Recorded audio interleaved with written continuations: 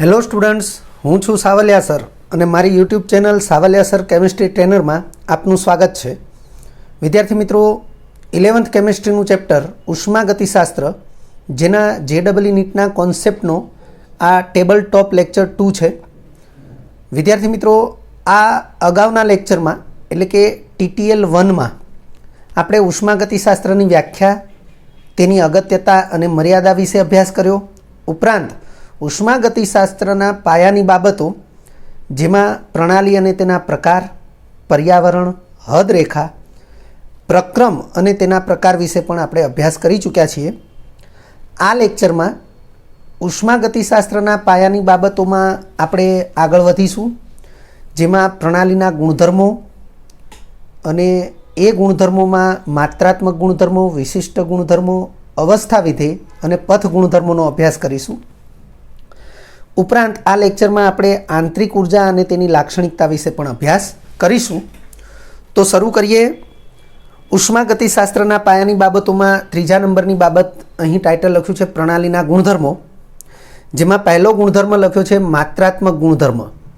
માત્રાત્મક ગુણધર્મોને જથ્થાત્મક ગુણધર્મો તરીકે પણ ઓળખવામાં આવે છે. અહીં આપણે એની વ્યાખ્યા નથી લખેલી, પરંતુ એની મુખ્ય બાબતો અહીં આપણે દર્શાવેલી છે. લખ્યું છે દ્રવ્યના જથ્થા ઉપર આધાર રાખે છે. એટલે પ્રણાલીનું માત્રાત્મક ગુણધર્મ એ પ્રણાલીમાં હાજર પદાર્થ એના દ્રવ્યના જથ્થા ઉપર આધાર રાખે છે. વ્યાખ્યામાં પણ આ શબ્દોનો ઉલ્લેખ છે કે પ્રણાલીના જે ગુણધર્મોના મૂલ્યો એ પ્રણાલીમાં હાજર દ્રવ્યના જથ્થા ઉપર આધાર રાખે છે, તેવા ગુણધર્મોને પ્રણાલીના માત્રાત્મક ગુણધર્મો કહે છે. ત્યારબાદ માહિતી છે, સામાન્ય રીતે આવા ગુણધર્મોના મૂલ્યો પ્રતિમોલ એકમથી દર્શાવાય છે. એટલે લખ્યું છે સામાન્ય રીતે પ્રતિમોલ એકમથી માત્રાત્મક ગુણધર્મોને અથવા એના મૂલ્યોને દર્શાવવામાં આવે છે. ઉદાહરણો આપણે અહીં આપ્યા છે, જેવા કે પદાર્થનું દ્રવ્યમાન, પદાર્થનું કદ, ઉત્કલન બિંદુમાં થતો વધારો. વિદ્યાર્થી મિત્રો, આ શબ્દોને ખાસ ધ્યાનમાં રાખજો. અહીં ફક્ત ઉત્કલન બિંદુ એવું નથી લખ્યું, ઉત્કલન બિંદુમાં થતો વધારો એવું લખ્યું છે. ઠાર બિંદુમાં થતો ઘટાડો એવું લખ્યું છે. બાષ્પ દબાણનો સાપેક્ષ ઘટાડો, અભિસરણ દબાણ. આ જે ચાર બાબતો છે એ માત્રાત્મક ગુણધર્મો તરીકે અહીં આપણે ઉદાહરણમાં આપી છે.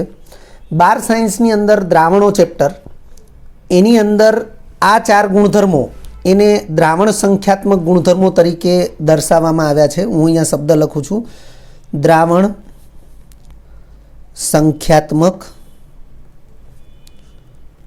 ગુણધર્મો. આ પ્રકારે એટલે કે આ લાક્ષણિકતા ધરાવતા ગુણધર્મો તરીકે અહીં જે આપણે ચાર ગુણધર્મોનો ઉલ્લેખ કર્યો છે, ઉત્કલન બિંદુમાં થતો વધારો, ઠાર બિંદુમાં થતો ઘટાડો, બાષ્પ દબાણનો સાપેક્ષ ઘટાડો અને અભિસરણ દબાણ.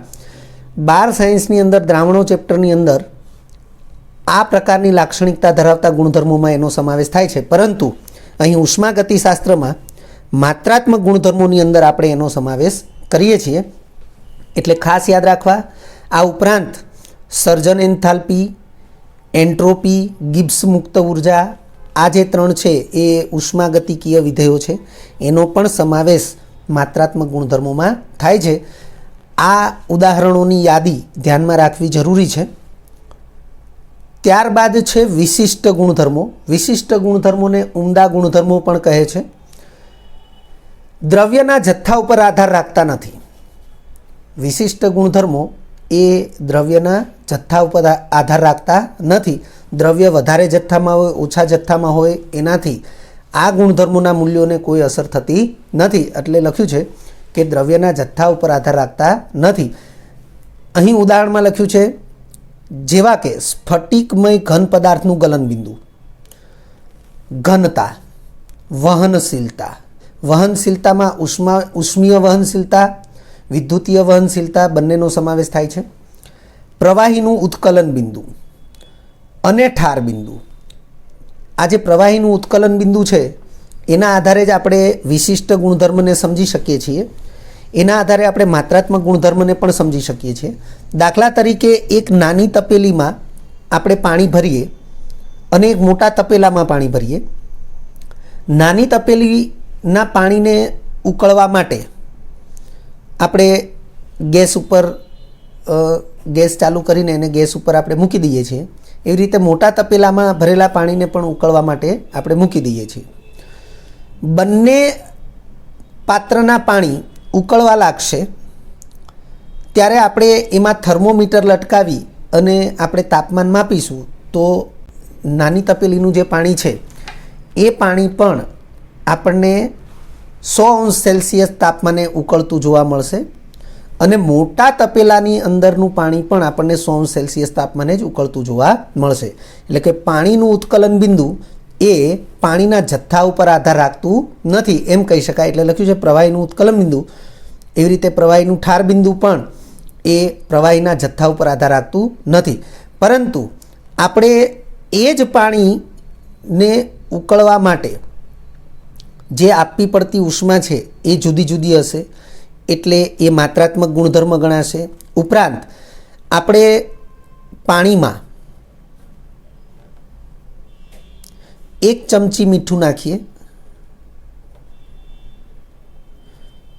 અને પછી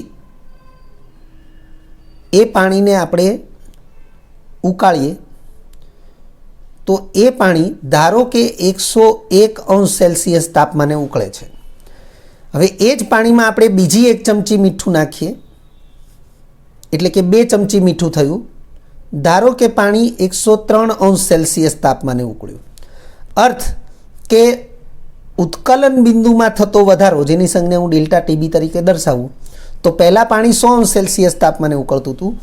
1 ચમચી મીઠું નાખવાથી 100°C તાપમાને ઉકળ્યું, તો ઉત્કલન બિંદુમાં થતો વધારો 1°C થયો. એવી રીતે બીજી 1 ચમચી મીઠું નાખીએ અને પાણી 103°C તાપમાને ઉકળે છે, એટલે કે એ જે દ્રાવણ બન્યું એ 103°C તાપમાને ઉકળે છે. તો એ સ્થિતિમાં ઉત્કલન બિંદુમાં થતો વધારો એ 3°C થયો, કારણ કે પહેલાં 100°C તાપમાને પાણી ઉકળતું હતું અને હવે જે દ્રાવણ છે કે જેમાં 2 ચમચી મીઠું દ્રાવ્ય થયેલું છે એ 103°C ઉકળે છે, એટલે ઉત્કલન બિંદુનો વધારો એ 3°C થયો. એટલે કે ઉત્કલન બિંદુના વધારાનું મૂલ્ય એ અંદર દ્રાવ્ય કરેલા પદાર્થના જથ્થા ઉપર આધાર રાખે છે અને તેથી આપણે કહી શકીએ કે તે માત્રાત્મક ગુણધર્મ છે. એ જ પ્રકારે વિશિષ્ટ ગુણધર્મમાં અન્ય ઉદાહરણો વક્રીભવન, સ્નિગ્ધતા, પૃષ્ઠતાણ, વિદ્યુત ચાલક બળ વગેરે. વિદ્યુત ચાલક બળને EMF પણ કહેવાય છે. આપણે આ શબ્દને યાદ રાખીશું. 12 સાયન્સની અંદર 3જું ચેપ્ટર વિદ્યુત રસાયણ, એની અંદર ઇલેક્ટ્રોમોટિવ ફોર્સ, જેને શુદ્ધ ગુજરાતીમાં કહેવાય વિદ્યુત ચાલક બળ, એનો ઉલ્લેખ છે અને એનો અભ્યાસ પણ છે. 3જા નંબરે છે અવસ્થા વિધેય. અવસ્થા વિધેયને સ્થિતિ આધીન ગુણધર્મ પણ કહેવાય છે, એટલે અહીં આપણે કૌંસમાં સ્થિતિ આધીન ગુણધર્મો એવું ટાઇટલ પણ લખેલું છે. ફક્ત પ્રણાલીની અવસ્થા ઉપર આધાર રાખે છે, પરંતુ તે અવસ્થા પ્રાપ્ત કરવાની પદ્ધતિ ઉપર આધાર રાખતા નથી. પ્રણાલીના એવા ગુણધર્મો કે જેના મૂલ્યો એ ફક્ત પ્રણાલીની અવસ્થા ઉપર જ આધાર રાખે છે, પરંતુ તે અવસ્થા પ્રાપ્ત કરવાની પદ્ધતિ ઉપર આધાર રાખતા નથી, તો તેવા ગુણધર્મોને અવસ્થા વિધેય કહે છે.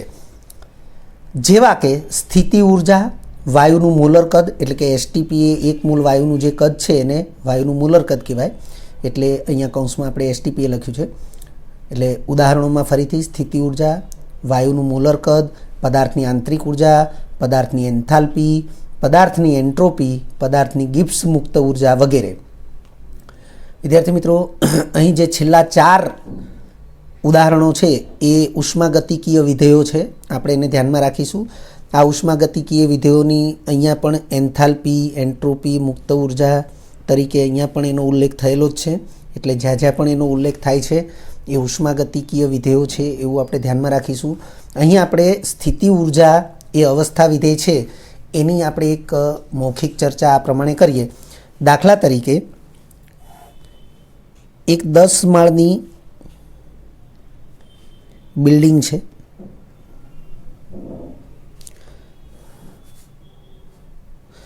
આ જમીન સપાટી છે, એટલે કે પૃથ્વી સપાટી છે.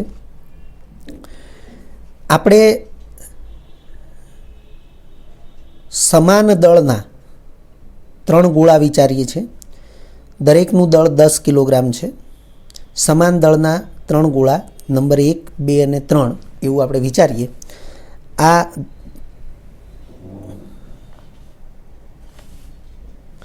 h ઊંચાઈ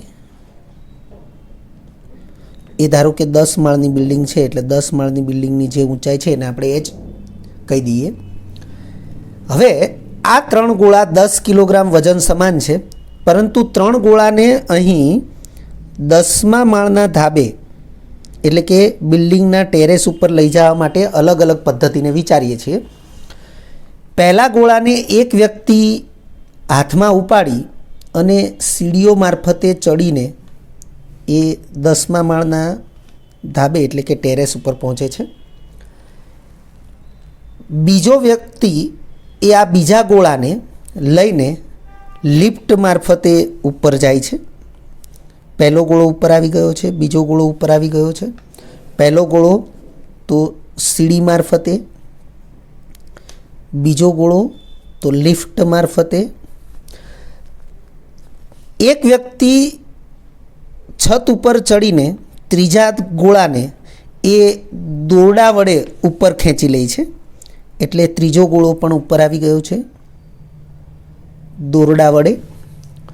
તો 3 ગોળા સમાન વજનના છે, સમાન ઊંચાઈએ એને લઈ જવા માટે અલગ અલગ પદ્ધતિનો ઉપયોગ થયો છે. પરંતુ આ ઊંચાઈએ એટલે કે 10 માળની ઊંચાઈએ આ 3 ગોળા માટે mgh કહેતા એની સ્થિતિ ઉર્જા. સ્થિતિ ઉર્જાનું સૂત્ર છે m × g × h. m એટલે ગોળાનું દળ, g એટલે ગુરુત્વ પ્રવેગ, g 9.8 મીટર પ્રતિ સેકન્ડ સ્ક્વેર જે આપણે જાણીએ છીએ, અને h ઊંચાઈ પણ સમાન છે. તો 10મા માળના ધાબે એટલે કે બિલ્ડિંગના ટેરેસ ઉપર એ 3 ગોળા માટે સ્થિતિ ઉર્જાનું મૂલ્ય એ સમાન જ હશે, કારણ કે સ્થિતિ ઉર્જા બરાબર m × g × h. તો 3 ગોળાના દળ સમાન છે, 3 ગોળા માટે ઊંચાઈ h પણ સમાન છે, અને ગુરુત્વ પ્રવેગ એ પૃથ્વી માટે 9.8 મીટર પ્રતિ સેકન્ડ સ્ક્વેર એ અચળ છે. તો આ સ્થિતિમાં 3 ગોળાની સ્થિતિ ઉર્જા એ ફક્ત અવસ્થા ઉપર જ આધાર રાખે છે. એને કયા પ્રકારે અહીં ઉપર લઈ જવામાં આવ્યા છે એની સાથે એને કોઈ સંબંધ નથી. એટલે લખ્યું છે કે ફક્ત પ્રણાલીની અવસ્થા ઉપર આધાર રાખે છે, પરંતુ તે અવસ્થા પ્રાપ્ત કરવાની પદ્ધતિ ઉપર આધાર રાખતા નથી. એટલે આ પ્રકારે આપણે કહી શકીએ કે સ્થિતિ ઉર્જા એ અવસ્થા વિધેય છે. પથ વિધેય ચોથા નંબરે છે પથ વિધેય. તો પથ વિધેય એટલે કે પથ ગુણધર્મ, તેનું મૂલ્ય અવસ્થા પ્રાપ્ત કરવાની પદ્ધતિ ઉપર પણ આધાર રાખે છે. જેમ કે અહીં આપણે જોઈએ કે એક ગોળાને સીડી મારફતે સીડી ચડીને ગોળો હાથમાં ઊંચકી અને સીડી ચડીને ઉપર લઈ જવામાં આવે તો એ કાર્ય અલગ હશે. લિફ્ટ મારફતે લઈ જવામાં આવે એ કાર્ય અલગ હશે. દોરડા વડે ખેંચી લેવામાં આવે એ કાર્ય અલગ હશે. એટલે કે કાર્ય એ જે તે અવસ્થા પ્રાપ્ત કરવાની પદ્ધતિ ઉપર આધાર રાખે છે. એટલે કાર્ય એ પથ વિધેય છે, એવી રીતે ઉષ્મા પણ પથ વિધેય છે. અહીં યાદ રાખો કરીને આપણે એક વિધાન લખ્યું છે એ મહત્ત્વનું છે. ઉષ્મા અને કાર્ય જે પથ વિધેયો છે, ઉષ્મા અને કાર્ય એ બંને પ્રણાલીની આંતરિક ઉર્જામાં ફેરફાર કરવા માટે જરૂરી પરિબળો છે. એટલે આ વિધાનને યાદ રાખી લેવું જરૂરી છે. ક્યાંક MCQમાં પૂછાય કે પ્રણાલીની આંતરિક ઉર્જામાં ફેરફાર કરવા માટે નીચેના પૈકી કયા પરિબળોની જોડ એ મહત્ત્વની છે. તો તમને અહીં ઘણા બધા ગુણધર્મો આપ્યા છે. એ પૈકી ઉષ્મા અને કાર્ય આ 2 પરિબળો જે છે અથવા આ 2 ગુણધર્મો જે છે એ આંતરિક ઉર્જાના ફેરફાર માટે અગત્યના ગુણધર્મો અથવા પરિબળો છે. ત્યાર પછીનું ટાઇટલ છે આંતરિક ઉર્જા. આંતરિક ઉર્જાનો સિમ્બોલ કેપિટલ E અથવા કેપિટલ U છે. લખ્યું છે પદાર્થમાં તેના દ્રવ્યને આધારે તેમજ તેના લાક્ષણિક બંધારણને આધારે સમાયેલી ચોક્કસ ઉર્જાને આંતરિક ઉર્જા કહે છે. સામાન્ય રીતે આ વ્યાખ્યાથી તમે એનસીઆરટી અભ્યાસમાં પણ પરિચિત છો. સામાન્ય રીતે પદાર્થની આંતરિક ઉર્જા બરાબર ગતિ ઉર્જા વત્તા સ્થિતિ ઉર્જા. આનો અર્થ એવો થાય, કોઈ પણ પદાર્થમાં આંતરિક ઉર્જા એ પદાર્થની ગતિ ઉર્જા અને સ્થિતિ ઉર્જાના સરવાળા જેટલી હોય છે, અથવા એમ કહી શકાય કે પદાર્થની આંતરિક ઉર્જા એ ગતિ ઉર્જા અને સ્થિતિ ઉર્જા સ્વરૂપે સંગ્રહાયેલી હોય છે. આપણે એનસીઆરટી અભ્યાસમાં એવું સમજી ચૂક્યા છીએ કે પદાર્થના ઘટક કણો જે છે એ રેખીય ગતિ, ભ્રમણ ગતિ, આંદોલનીય ગતિ, કંપન ગતિ આવી અલગ અલગ પ્રકારની અનેક ગતિઓ ધરાવતા હોય છે. આ ઉપરાંત પદાર્થના જે ઘટક કણો છે એના કેન્દ્ર અને ઇલેક્ટ્રોન પણ વિવિધ પ્રકારની ગતિને કારણે ગતિ ઉર્જા ધરાવતા હોય છે. એટલે ગતિ ઉર્જા એ પદાર્થની અંદર હાજર હોય જ છે. ઉપરાંત પદાર્થના ઘટક કણો વચ્ચે આકર્ષણ અપાકર્ષણ બળો પણ એ હાજર હોય છે. એટલે આવા અનેક પ્રકારના જે ઉર્જાના પરિબળો છે એ આંતરિક ઉર્જા સ્વરૂપે હોય છે. વિદ્યાર્થી મિત્રો, એક બાબતને મૌખિક રીતે આપણે કહી રહ્યા છીએ કે ઉર્જા સંરક્ષણના નિયમથી આપણે પરિચિત છીએ. વિશ્વમાં ઉર્જાનો કુલ જથ્થો અચળ છે. ઉર્જાનું સર્જન થઈ શકતું નથી કે ઉર્જાનો નાશ થઈ શકતો નથી. આ જે ઉર્જાની વાત થઈ રહી છે એ ઉર્જા એટલે વાસ્તવમાં આંતરિક ઉર્જા. કારણ કે આંતરિક ઉર્જાનો જે અભ્યાસ છે એ કોઈના કોઈ પદાર્થના સંદર્ભમાં થતો હોય છે, અને તેથી ઉર્જા સંરક્ષણના નિયમમાં જે ઉર્જાનો ઉલ્લેખ છે એ આંતરિક ઉર્જા છે એવું આપણે ધ્યાનમાં રાખીશું. 1 મોલ એક પરમાણુય વાયુની આંતરિક ઉર્જા. હવે એક પરમાણુ વાયુ તરીકે મેં હિલિયમ ઉદાહરણમાં લીધો છે, તો એ આંતરિક ઉર્જા જે છે એનું સૂત્ર 3/2 RT છે, જ્યાં T એ વાયુનું નિરપેક્ષ તાપમાન છે. એ આપણે ધ્યાનમાં રાખીશું. આ માહિતીને આપણે યાદ રાખી લેવી જરૂરી છે. ત્યાર પછીની બાબત લખી છે કે પદાર્થની આંતરિક ઉર્જાનું નિરપેક્ષ મૂલ્ય માપી શકાતું નથી. આને આંતરિક ઉર્જાની લાક્ષણિકતા પણ કહેવાય. આપણે આ લેક્ચરના એન્ડમાં આંતરિક ઉર્જાની લાક્ષણિકતાઓ ભણીશું, ત્યારે આમાંથી કેટલીક બાબતો રિપીટ થશે. તો એમાંની એક બાબત આ પણ છે. તો અહીં સ્પષ્ટ લખ્યું છે કે પદાર્થની આંતરિક ઉર્જાનું નિરપેક્ષ મૂલ્ય માપી શકાતું નથી, પરંતુ પ્રક્રમ દરમિયાન તેના ફેરફાર એટલે કે આંતરિક ઉર્જાના ફેરફાર ડેલ્ટા યુ ને માપી શકાય છે. વિદ્યાર્થી મિત્રો, યાદ રાખીશું, આંતરિક ઉર્જાનું નિરપેક્ષ મૂલ્ય માપી શકાતું નથી એવું સ્પષ્ટ લખ્યું છે, અને મેં અહીં એની અંડરલાઇન પણ કરેલી છે. આંતરિક ઉર્જાનું નિરપેક્ષ મૂલ્ય માપી શકાતું નથી. આપણે એવું વિચારીએ કે કોઈ પણ પદાર્થ છે એ કોઈ પણ પ્રકારની પ્રક્રિયામાં ભાગ લેતો નથી અને એ એમનેમ પડી રહ્યો છે, તેમ છતાં કુદરતી રીતે કુદરતી પરિબળોના સંપર્કમાં રહી એ સૂક્ષ્મ તબક્કે પણ કોઈને કોઈ ફેરફાર અનુભવતો જ રહે છે, અને તેથી આંતરિક ઉર્જાનું નિરપેક્ષ મૂલ્ય માપી શકાતું નથી. તેના ફેરફારના મૂલ્યોને માપી શકાય છે. અહીં એક સાધનનો ઉલ્લેખ કરવામાં આવ્યો છે, બોમ્બ કેલરીમીટર. બોમ્બ કેલરીમીટર નામના સાધન વડે હંમેશા આંતરિક ઉર્જાના ફેરફાર ડેલ્ટા યુનું મૂલ્ય જ માપી શકાય છે. એટલે અહીં લખ્યું છે બોમ્બ કેલરીમીટર હંમેશા આંતરિક ઉર્જાના ફેરફાર ડેલ્ટા યુનું મૂલ્ય જ આપે છે. વિદ્યાર્થી મિત્રો, એનસીઆરટીના અભ્યાસમાં પણ આપણે બોમ્બ કેલરીમીટર વડે ડેલ્ટા યુનું માપન એ થિયરી ભણી ચૂક્યા છીએ. ત્યારબાદ છે પદાર્થની આંતરિક ઉર્જા તેના તાપમાન અને ભૌતિક સ્વરૂપ ઉપર આધાર રાખે છે. અહીં આપણે જે 2 બાબતો લખી છે એ મુખ્ય 2 બાબતો છે.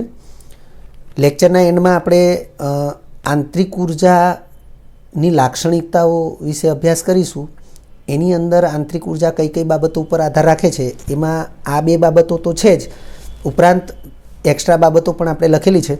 તાપમાન પર આધાર રાખે છે, ભૌતિક સ્વરૂપ ઉપર આધાર રાખે છે. આપણે એવું વિચારીએ કે 0°C તાપમાને બરફની સપાટી ઉપરથી પણ પાણીની બાષ્પ ઉડતી હોય છે. એમ કોઈ પણ તાપમાને 0°Cથી માંડી અને ઊંચા કોઈ પણ તાપમાને પાણીની બાષ્પ શક્ય છે. એટલે પાણીનું બાષ્પ સ્વરૂપ એટલે પાણીનું વાયુ સ્વરૂપ એવું પણ કહી શકાય. તાપમાન કઈ રીતે આંતરિક ઉર્જા ઉપર આધાર રાખે છે? તો આપણે એવું જાણીએ છીએ કે વરાળ યંત્ર જે છે એ ઊંચા તાપમાનવાળી પાણીની વરાળ થી ચાલે છે.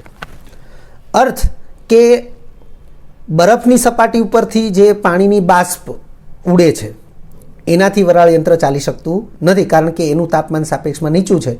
પરંતુ ઊંચા તાપમાન એટલે 100°C કે તેનાથી ઊંચા તાપમાનવાળી જે પાણીની વરાળ હશે, આમ તો આપણે ઊંચા તાપમાને હોય તો એને આપણે વરાળ કહીએ છીએ અને નીચા તાપમાને હોય તો આપણે એને બાષ્પ એવો શબ્દ બરાબર વાપરીએ છીએ. એટલે આપણે બંને છે એ વાયુ સ્વરૂપ જ છે. તો આપણે એના સંદર્ભમાં સમજી શકીએ કે તાપમાન ઊંચું છે તો એ પાણીની જે વરાળ છે અથવા બાષ્પ છે એની આંતરિક ઉર્જા વધારે છે અને તેથી તે વરાળ યંત્રને ચલાવી શકે છે. પણ તાપમાન નીચું છે તો એની આંતરિક ઉર્જા ઓછી છે, તે વરાળ યંત્રને ચલાવી શકતું નથી. એવી રીતે ભૌતિક સ્વરૂપ ઉપર આધાર રાખે છે. દાખલા તરીકે આપણે એક ગ્લાસમાં પાણી ભર્યું છે, ધારો કે આટલું થોડુંક એવું પાણી ભરેલું છે ગ્લાસમાં, અને આ પાણી આપણે કોઈના મોઢા ઉપર ફેંકીએ છીએ તો એ વ્યક્તિને આ પાણીથી કોઈ ઈજા થઈ શકતી નથી. પરંતુ જો આ પાણી આટલા જ પાણીમાંથી આપણે બરફ બનાવી દઈએ, પાણી છે એ પ્રવાહી સ્વરૂપ છે અને બરફ બનાવી દેવામાં આવે તો એ ઘન સ્વરૂપ છે. હવે એ જ જથ્થાનું જો પાણી ફેંકવામાં આવ્યું તો કોઈ ઈજા થતી નથી, પરંતુ જો એ જ જથ્થાનો ઘન બરફનો ટુકડો એ ફેંકવામાં આવે તો એનાથી ઈજા થઈ શકે છે. કારણ કે જથ્થો એનો એ જ છે, ભૌતિક સ્વરૂપ બદલાઈ જાય છે અને તેથી આંતરિક ઉર્જા બદલાય છે. એટલે પાણી સ્વરૂપમાં કોઈ ઈજા ન થાય કારણ કે સાપેક્ષમાં એની આંતરિક ઉર્જા ઓછી છે, પરંતુ બરફ સ્વરૂપ એટલે કે ઘન સ્વરૂપને ફેંકવામાં આવ્યું તો ઈજા થઈ શકે છે કારણ કે એની આંતરિક ઉર્જા એ સાપેક્ષમાં વધારે છે. એટલે ભૌતિક સ્વરૂપ ઉપર પણ આધાર રાખે છે. ત્યારબાદ લખ્યું છે રાસાયણિક પ્રક્રિયાથી મળતી નિપજો એ હંમેશા પ્રક્રિયકો કરતાં ભિન્ન પદાર્થો જ હોય છે. વાત સનાતન સત્ય છે, કારણ કે રાસાયણિક પ્રક્રિયાની વ્યાખ્યા છે કે પ્રક્રિયકોમાંના જૂના બંધો તૂટે તેમજ નવા બંધો બનવાથી નિપજો મળે તો તે ઘટનાને રાસાયણિક પ્રક્રિયા કહેવાય. અર્થ કે પ્રક્રિયકો અને નિપજો હંમેશા ભિન્ન પદાર્થો જ હોય છે. ભિન્ન પદાર્થો હોય તો આંતરિક ઉર્જાની વ્યાખ્યા પ્રમાણે તેની આંતરિક ઉર્જા પણ જુદી જુદી હોય. એટલે લખ્યું છે ભિન્ન પદાર્થોની આંતરિક ઉર્જાઓ પણ જુદી જુદી હોવાથી પ્રક્રિયકોની આંતરિક ઉર્જા જેને સિમ્બોલ આપ્યું છે UR અને નિપજોની આંતરિક ઉર્જા જેનો સિમ્બોલ આપ્યો છે UP પણ જુદી જુદી હોય છે. આથી UP અને URના તફાવત જેટલી ઉર્જા પ્રક્રમ દરમિયાન મુક્ત થાય અથવા શોષાય. વિદ્યાર્થી મિત્રો, કોઈપણ પ્રક્રિયામાં પ્રક્રિયકો એ પ્રારંભિક સ્થિતિ છે, નિપજો એ અંતિમ સ્થિતિ છે અને આને લગતા કોઈપણ ગુણધર્મને અનુલક્ષીને તફાવત લેવાની વાત હોય તો આપણે અગાઉના લેક્ચરમાં જ કીધેલું છે કે ઉષ્માગતિશાસ્ત્રના અભ્યાસમાં કોઈપણ પ્રકારનો તફાવત એ હંમેશા અંતિમ માઇનસ પ્રારંભિક હશે. પ્રારંભમાં પ્રક્રિયકો છે અને અંતમાં નિપજો છે. તેથી અંતિમ માઇનસ પ્રારંભિક મુજબ નિપજો માઇનસ પ્રક્રિયકો આ પ્રમાણે જ તફાવતને ધ્યાનમાં લેવામાં આવશે. તો લખ્યું છે આથી UP અને URના તફાવત, UP P કહેતા પ્રોડક્ટ કહેતા નિપજની આંતરિક ઉર્જા અને R કહેતા રિએક્ટન્ટ. તો રિએક્ટન્ટ એટલે પ્રક્રિયક અને પ્રક્રિયકની આંતરિક ઉર્જા એટલે UR. તો નિપજની આંતરિક ઉર્જા અને પ્રક્રિયકની આંતરિક ઉર્જાના તફાવત જેટલી ઉર્જા પ્રક્રમ દરમિયાન મુક્ત થાય અથવા શોષાય છે. એટલે કે ΔU બરાબર UP માઇનસ UR. આને પરિણામ નંબર 1 આપેલું છે. જો નંબર 1 જો UP ગ્રેટર દેન UR હોય એટલે કે નિપજોની આંતરિક ઉર્જા એ પ્રક્રિયકોની આંતરિક ઉર્જાની સાપેક્ષે વધુ હોય તો આ તફાવત ધન મળશે એટલે ΔU ગ્રેટર દેન 0 થશે. આ સ્થિતિમાં પ્રક્રમ દરમિયાન ઉર્જાનું શોષણ થયું હોય એટલે કે ΔU જેટલી ઉર્જાનું શોષણ થયું હોય. પરંતુ જો બીજા નંબરે UP લેસ દેન UR હોય એટલે કે પ્રક્રિયકોની સાપેક્ષે નિપજોની આંતરિક ઉર્જા ઓછી હોય તો ΔU લેસ દેન 0 મળશે એટલે કે ΔUનું મૂલ્ય ઋણ મળશે. એટલે કે પ્રક્રમ દરમિયાન ઉર્જા મુક્ત થઈ હોય એટલે કે ΔU જેટલી ઉર્જા મુક્ત થઈ હોય. સામાન્ય રીતે આવું પ્રક્રમ વિદ્યાર્થી મિત્રો આ માહિતી ખૂબ જ અગત્યની છે, એટલે ફરીથી હું બોલું છું, આ માહિતી ખૂબ જ અગત્યની છે, એટલે ધ્યાનથી સાંભળી લેજો. JEE નીટ લેવલે અને ગુજકેટ લેવલે પણ આવી બાબતો જે છે એ ક્યાંક ને ક્યાંક સપોર્ટ કરતી હોય છે, કારણ કે 11 સાયન્સમાંથી ભલે ગુજકેટને લગતું કશું ન પૂછાય, પરંતુ 12 સાયન્સમાં આવી કોઈ બાબતને લગતી માહિતી એ રિલેટેડ હશે તો એ પૂછી શકે છે. તો લખ્યું છે કે સામાન્ય રીતે આવું પ્રક્રમ એટલે કેવું કે જેમાં આપણે આંતરિક ઉર્જાનો ફેરફાર નોંધતા હોઈએ એવું પ્રક્રમ એ સમકદી હોય છે. વિદ્યાર્થી મિત્રો, મેં અહીં કૌંસમાં ફરીથી એક બાબતનો ઉલ્લેખ કર્યો છે, બોમ્બ કેલરીમીટર વડે ડેલ્ટા યુના માપન માટે કરવામાં આવતી પ્રક્રિયા. કારણ કે બોમ્બ કેલરીમીટર હંમેશા આંતરિક ઉર્જાના ફેરફારનું જ મૂલ્ય આપે છે. તો એના સંદર્ભમાં બોમ્બ કેલરીમીટરમાં આપણે જે રાસાયણિક પ્રક્રિયા કરાવીશું એ રાસાયણિક પ્રક્રિયા વાસ્તવમાં અચળ કદે થાય છે, એટલે એને સમકદી પ્રક્રમ કહેવાય છે. અને તેથી આપણે લખ્યું છે સામાન્ય રીતે આવું પ્રક્રમ સમકદી હોય છે. તેમજ શોષાતી કે મુક્ત થતી ઉર્જા, જેની આપણે અહીંયા વાત કરી કે યુપી અને યુઆરના તફાવત જેટલી ઉર્જા પ્રક્રમ દરમિયાન મુક્ત થાય અથવા શોષાય છે, તો એ શોષાતી કે મુક્ત થતી ઉર્જા એ ઉષ્મા સ્વરૂપે હોય છે. વિદ્યાર્થી મિત્રો, આપણે જાણીએ છીએ ઉર્જાના ઘણા બધા સ્વરૂપો છે, તો અહીં સ્પષ્ટ કહી દીધું છે કે સામાન્ય રીતે આવું પ્રક્રમ સમકદી હોય છે, તેમજ પ્રક્રમ દરમિયાન શોષાતી કે મુક્ત થતી જે ઉર્જા છે એ ઉર્જા એ ઉષ્મા સ્વરૂપે હોય છે.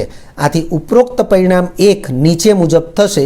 ડેલ્ટા યુ બરાબર યુપી માઇનસ યુઆર તો છે જ, પરંતુ એ ડેલ્ટા યુ જેટલી ઉર્જા એ ઉષ્મા સ્વરૂપે હોય છે, અને એ ઉષ્માને ક્યુ તરીકે દર્શાવેલું છે, અને બાજુમાં સ્મોલ વી દર્શાવેલો છે, જેને પરિણામ નંબર 2 આપેલું છે. અને અહીં આપણે ઓળખાણ લખેલી છે કે જ્યાં ક્યુ એટલે ઉષ્મા છે, પરંતુ અહીં સ્પષ્ટીકરણ કર્યું છે QV બરાબર નિયત કદે, એટલે કે જે પ્રક્રમ થાય છે એ સમકદી છે, એટલે નિયત કદે, વી કહેતા વોલ્યુમ કહેતા કદ, એટલે નિયત કદે થતા પ્રક્રમ દરમિયાન પ્રણાલીએ મેળવેલી કે ગુમાવેલી ઉષ્મા છે. આંતરિક ઉર્જાની લાક્ષણિકતાઓ. વિદ્યાર્થી મિત્રો, આપણે આંતરિક ઉર્જા વિશે જે કંઈ જાણ્યું એને અનુલક્ષીને આંતરિક ઉર્જાની લાક્ષણિકતાઓ વિશે પણ જાણવું જરૂરી છે, કારણ કે MCQમાં આવી બાબતોને ખાસ મહત્ત્વ અપાતું હોય છે. તો સૌથી પહેલું લખ્યું છે તે અવસ્થા વિધેય છે, પરંતુ પથ વિધેય નથી. આપણે અવસ્થા વિધેય અને પથ વિધેય વિશે આ લેક્ચરની શરૂઆતમાં ભણ્યા જ છીએ. તો આંતરિક ઉર્જા એ અવસ્થા વિધેય છે, પરંતુ આંતરિક ઉર્જા એ પથ વિધેય નથી. યાદ રાખીશું કે પથ વિધેય ફક્ત 2 જ છે, કાર્ય અને ઉષ્મા. ત્યારબાદ લખ્યું છે તે માત્રાત્મક ગુણધર્મ છે, એટલે કે તે પ્રતિમૂલ એકમમાં દર્શાવાય છે, પદાર્થના જથ્થા સાથે સંબંધ ધરાવે છે. ઉપરાંત લખ્યું છે ચક્રીય પ્રક્રિયા માટે ડેલ્ટા યુ બરાબર 0 થશે. ચક્રીય પ્રક્રિયા માટે ડેલ્ટા યુ બરાબર 0 એટલા માટે થશે કારણ કે ચક્રીય પ્રક્રિયા એ પ્રક્રિયકોથી શરૂ થઈ અનેક તબક્કાઓને અંતે ફરી પાછી મૂળ અવસ્થામાં, એટલે કે મૂળ પ્રક્રિયકો પ્રાપ્ત થાય એ અવસ્થા ધારણ કરે છે. એટલે નિપજો તરીકે પણ એના એ જ પદાર્થો હશે, અને તેથી આપણે કહી શકીએ કે ચક્રીય પ્રક્રિયા માટે delta you is equal to 0 થશે, કારણ કે ચક્રીય પ્રક્રિયા માટે પ્રક્રિયકો અને નિપજો એકના એક જ પદાર્થો છે. આદર્શ વાયુની આંતરિક ઉર્જા ફક્ત તાપમાનનું વિધેય છે. આદર્શ વાયુની આંતરિક ઉર્જા ફક્ત તાપમાનનું વિધેય છે, એટલે કે ફક્ત તાપમાન ઉપર જ આધાર રાખે છે. ત્યારબાદ લખ્યું છે પદાર્થની આંતરિક ઉર્જાનું નિરપેક્ષ મૂલ્ય માપી શકાતું નથી. આપણે હમણાં જ ચર્ચા કરી કે પદાર્થ અન્ય કોઈ પણ રાસાયણિક પદાર્થના સંપર્કમાં ન હોવા છતાં કુદરતી પરિબળો દ્વારા પણ સૂક્ષ્મ તબક્કે આંતરિક ફેરફાર અનુભવતો જ રહે છે, અને તેથી તેના આંતરિક ઉર્જાનું નિરપેક્ષ મૂલ્ય એ માપી શકાતું નથી. ફક્ત પ્રક્રિયા દરમિયાન એ પદાર્થની આંતરિક ઉર્જામાં થતા ફેરફારનું મૂલ્ય જ માપી શકાય છે. ત્યારબાદ લખ્યું છે પદાર્થની આંતરિક ઉર્જા. તો પદાર્થની આંતરિક ઉર્જા આટલી બાબતો ઉપર આધાર રાખે છે: પદાર્થના જથ્થા ઉપર, જથ્થો કહેતા કદ, પદાર્થના રાસાયણિક બંધારણ ઉપર આધાર રાખે છે, તાપમાન અને દબાણ ઉપર આધાર રાખે છે, તેમજ ભૌતિક સ્વરૂપ ઉપર આધાર રાખે છે. અને લાસ્ટ કે આંતરિક ઉર્જાનો એસઆઈ એકમ જૂલ છે. આમ જોઈએ તો એનો મોટો એકમ જૂલ અને નાનો એકમ અર્ગ છે, અને આપણે આ સંબંધથી પરિચિત છીએ. 1 જૂલ બરાબર 10⁷ અર્ઘ. તો આ જે આંતરિક ઉર્જાની લાક્ષણિકતાઓ છે એને ખાસ ધ્યાનમાં રાખવી જરૂરી છે. ઉપરાંત આ બે પરિણામોને પણ ધ્યાનમાં રાખવા જરૂરી છે. વિદ્યાર્થી મિત્રો, જો તમને આ વિડીયો લેક્ચર ગમ્યો હોય તો લાઇક આપજો, શેર કરજો અને સબસ્ક્રાઈબ પણ કરજો. અગાઉના લેક્ચરનું રિવિઝન અને પાઠ્યપુસ્તકનું વાંચન કરતા રહેજો. આ લેક્ચર અંગે કોઈ પણ ડિફિકલ્ટી હોય તો મને વોટ્સઅપ કરી શકાય. આભાર. ફરી મળીશું નવા વિડીયો લેક્ચરમાં.